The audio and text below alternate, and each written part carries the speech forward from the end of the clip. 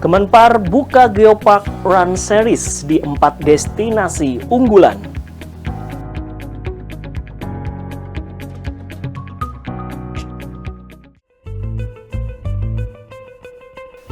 John Hartman akan berdayakan pemain lokal untuk pertandingan AFF 2026.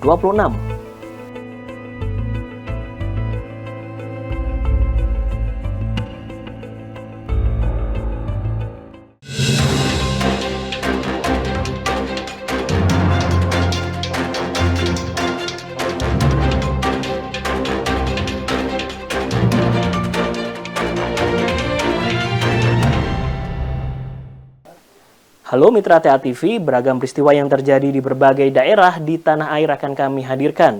Dalam TA Petang kali ini merupakan hasil kerjasama TA TV bersama kantor berita Antara edisi Minggu 24 Mei 2026. Saya Septandu Hisyaf, kita masuk ke berita pertama.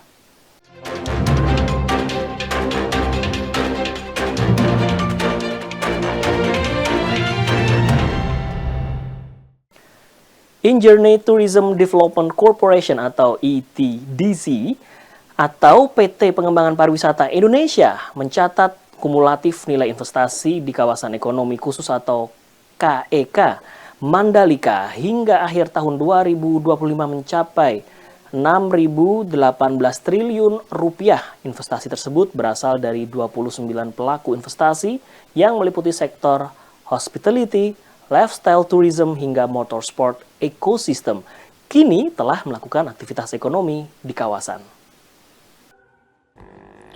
Injourney Tourism Development Corporation (ITDC) atau PT Pengembangan Pariwisata Indonesia mencatat kumulatif nilai investasi sebesar 6,018 triliun rupiah di kawasan ekonomi khusus Mandalika hingga akhir tahun 2025. Angka ini didapati dari aktivitas ekonomi 29 pelaku investasi domestik maupun mancanegara di kawasan yang meliputi industri hospitality, wisata gaya hidup, hingga ekosistem motorsport. Direktur Operasi ITDC Troy Reza Waroka pada Jumat 22 Mei mengatakan bahwa pengembangan KEK Mandalika telah menyerap 62.000 orang lebih tenaga kerja lokal. Menurutnya, capaian investasi ini sejalan dengan peningkatan kepercayaan dunia usaha serta produktivitas pengembangan kawasan. Ini seiring dengan perkembangan investasi ataupun pelaku usaha yang terus bergerak di Mandalika. Saat ini terdapat sekitar 27 sampai 29 pelaku usaha yang sudah beraktivitas di kawasan Mandalika. Beragam, ada bukan refleksi ya, sport massas yang memang ternyata dibutuhkan oleh para atlet balap di sirkuit. Ia juga menyebutkan bahwa KEK Mandalika berperan aktif dalam mengakselerasi target 2,5 juta kunjungan pariwisata tahun 2026 di Provinsi NTB, di mana pada sepanjang Januari hingga April 2026, capaian kunjungan wisata mencapai 285.000 wisatawan dan tingkat okupansi 44,57%. Dari Lombok Tengah, Nusa Tenggara Barat, Kusnandar, kantor berita Antara mewartakan.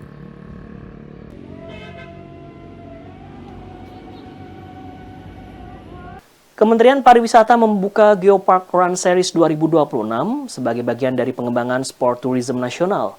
Event ini akan digelar di 4 destinasi geopark unggulan Indonesia, yakni Ijen, Banyuwangi, Minang Bukit Tinggi, Ciletuh Sukabumi, dan Belitung. Pemerintah menilai sport tourism berpotensi meningkatkan kunjungan wisatawan sekaligus menggerakkan ekonomi daerah dan UMKM. Karena kita akan menyanyikan lagu ini. Kementerian Pariwisata meluncurkan Geopark Run Series 2026 sebagai bagian dari pengembangan sport tourism nasional di Jakarta, Jumat 22 Mei. Menteri Pariwisata Widianti Putri Wardana menyebut sport tourism memiliki potensi besar dalam mendorong pertumbuhan pariwisata dan ekonomi daerah. Menurutnya, kegiatan olahraga berbasis destinasi wisata mampu meningkatkan kunjungan wisatawan, memperpanjang lama tinggal, serta menggerakkan sektor akomodasi, transportasi, kuliner, dan UMKM. Dalam pengembangan produk pariwisata ke depan, sports tourism menjadi salah satu sektor yang memiliki potensi besar bagi Indonesia. Dampaknya tidak hanya mendorong pergerakan wisatawan, tetapi juga memperpanjang lama tinggal wisatawan dan menggerakkan ekonomi lokal, mulai dari sektor akomodasi, transportasi, kuliner, hingga UMKM. Selain memberikan dampak ekonomi, sport tourism juga dinilai mendorong gaya hidup sehat dan meningkatkan kebanggaan masyarakat terhadap destinasi wisata di daerah.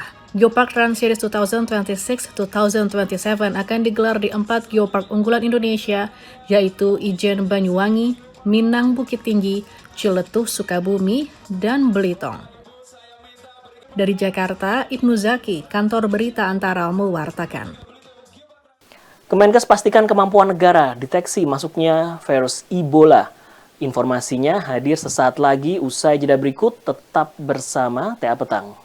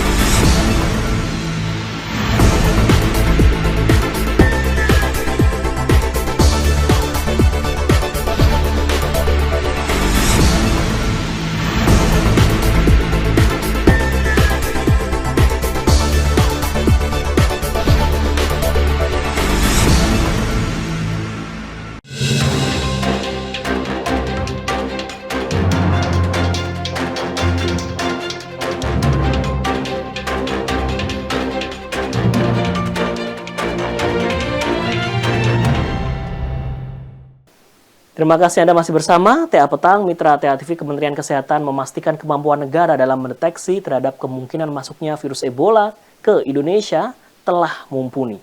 Wakil Menteri Kesehatan Dante Saxono Harbuwono menyebut wabah dari Republik Demokratik Kongo dan Uganda tersebut belum masuk ke tanah air hingga saat ini. Kementerian Kesehatan memastikan kemampuan Indonesia dalam mendeteksi terhadap kemungkinan masuknya virus Ebola telah mumpuni. Hal tersebut diungkapkan Wakil Menteri Kesehatan Dante Saxono Harbuwono di Banda Aceh, Provinsi Aceh, Jumat 22 Mei. Menurut Wamenkes, pihaknya telah melakukan penyiagaan tenaga kesehatan di lapangan serta meningkatkan pemeriksaan secara ketat bagi pelaku perjalanan. Seluruh laporan dari pintu masuk Indonesia nantinya dipantau melalui Sistem Kewaspadaan Dini dan Respons atau SKDR serta Pusat Operasi Darurat Kesehatan atau PHEOC. Selanjutnya, jika ditemukan pelaku perjalanan internasional yang memiliki gejala pada virus Ebola, maka rujukan rumah sakit yang direkomendasikan oleh Kemenkes telah disiapkan. Kita sudah melakukan mitigasi, kemampuan kita melakukan diagnosis sudah mumpuni, kita sudah bisa melakukan diagnosis, tapi kita tetap melakukan karantina dan screening terhadap kemungkinan kalau virus Ebola tersebut masuk ke Indonesia. Wamenkes turut memastikan wabah Ebola dari Republik Demokratik Kongo dan Uganda tersebut hingga kini belum masuk ke tanah air usai penetapan status darurat kesehatan masyarakat oleh Organisasi Kesehatan Dunia WHO.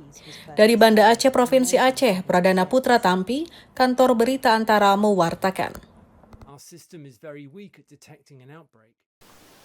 Kita beralih ke berita lainnya. Mitra TA TV Kementerian Luar Negeri menyebut pembentukan PT Danantara Sumber Daya Indonesia atau DSI merupakan upaya pemerintah untuk memperkuat integritas sistem perdagangan Indonesia di mata global.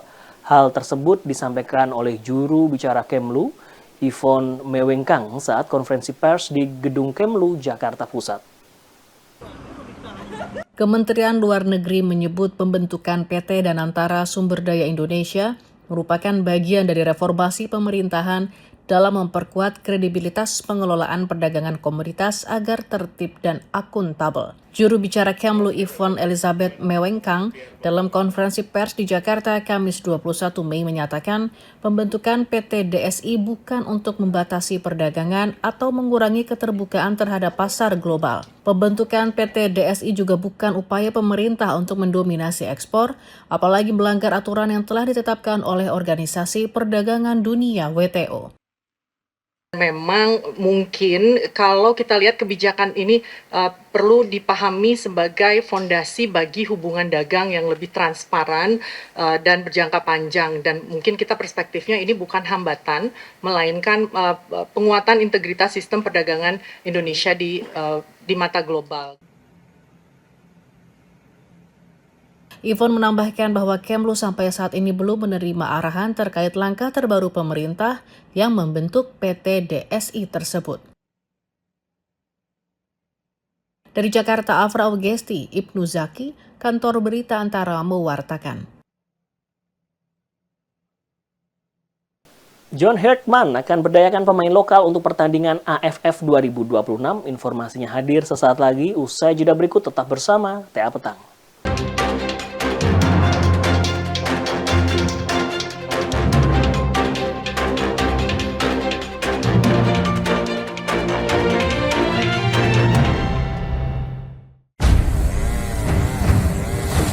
Setiap detiknya, dunia kehilangan beberapa titik pohon di hutan. Manusia serakah membuat rusaknya ekosistem hutan sebagai penahan air. Banyaknya hutan yang rusak akan membuat penurunan kualitas oksigen di muka bumi ini. Kurangi konsumsi air, manfaatkan lahan kosong untuk penghijauan. Biasakan buang sampah pada tempatnya.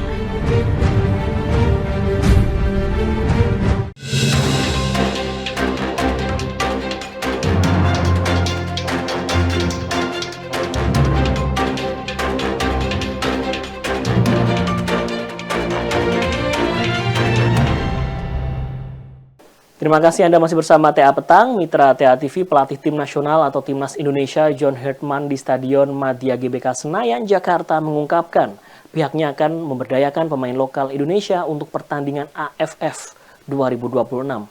Ia juga mengatakan pemain Indonesia harus dapat menguasai semua lini permainan dan memiliki mentalitas. Pelatih tim nasional Timnas Indonesia John Hartman mengatakan akan memberdayakan pemain lokal untuk memperkuat skuad Garuda pada pertandingan Piala AFF 2026. John Hartman saat di Stadion Madia GBK Senayan, Jakarta pada Jumat 22 Mei menyebut pihaknya tidak melibatkan pemain diaspora lantaran tidak diizinkan oleh klub pemain sesuai regulasi FIFA. Ia mengatakan nantinya para pemain diaspora akan dilibatkan dalam skuad Garuda untuk pertandingan FIFA Matchday pada Juni 2026. We have our two camps coming, May and June. May is our domestic players. We will need to rely on domestic players for the AFF. Our European players will not be available. FIFA will not allow with the regulations for them to participate. So I will assess the domestic players in this window. If some of those domestic players perform well, I may bring them to June. Indonesia akan memulai persaingan AFF 2026 dari grup A melawan Singapura, Vietnam, Kamboja, dan Brunei Darussalam atau Timor Leste. Pada awal pertandingan, tim Garuda akan menjamu Kamboja pada 27 Juli 2026 mendatang. Dari Jakarta, Rian Rahman, Irfan Hardiansyah, Kantor Berita Antara mewartakan. Informasi tersebut mengakhiri TA Petang kali ini, dan jangan lupa saksikan siaran TA TV melalui channel digital 29 UHF Jogja dan 30 UHF Semarang. Sampai jumpa, TA TV mantap, masa kini dan tetap berbudaya.